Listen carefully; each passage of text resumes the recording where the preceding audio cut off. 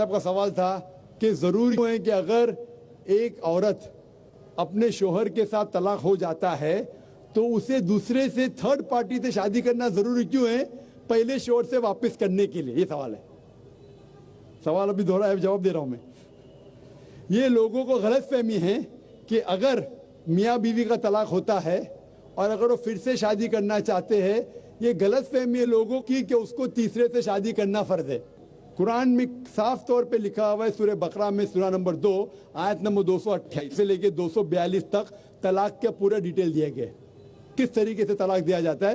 पहले मैंने कहा था कि आपस में समझौता होना चाहिए, नहीं होता है तो गेट एन आर्बिट्रर, एक बड़े को बुलाओ, शोहर की तरफ से बीवी की तरफ से समझौता करो। नहीं होता है तो तलाक बोलने के बाद इद्दत के 3 माह है। कुरान में लिखा है सूरह बकरा सूरा नंबर 2 आयत नंबर 228 के 3 माह, 3 महीने, 3 menstrual cycle is the period of waiting इद्दत।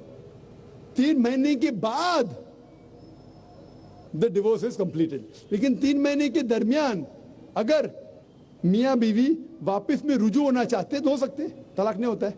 लेकिन अगर 3 महीने तक रुजू नहीं होते और अलग हो जाते और 1 साल बाद उन्हें ख्याल आता है अरे हमने गलत किया, हम फिर से शादी करना चाहते, तो कुरान की आयत है सूरह बकरा सूरा नंबर 2 आयत number 232, do not prevent the women from marrying the former husband.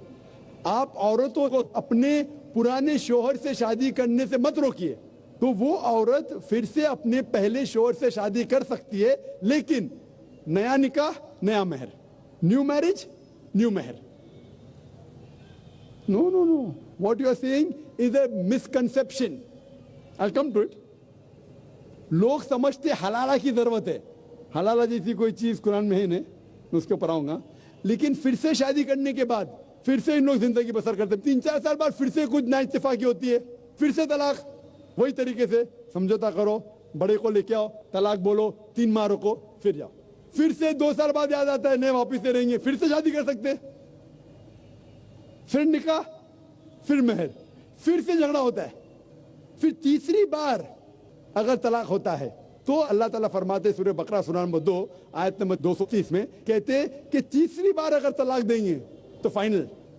इसके बाद आप फिर से मियाँ बीवी ने बन, जब तक आप थर्ड को नहीं मैरी करें। इसमें क्यों? ये शादी ब्याह गुड्डा गुड्डी का खेल थोड़ी है।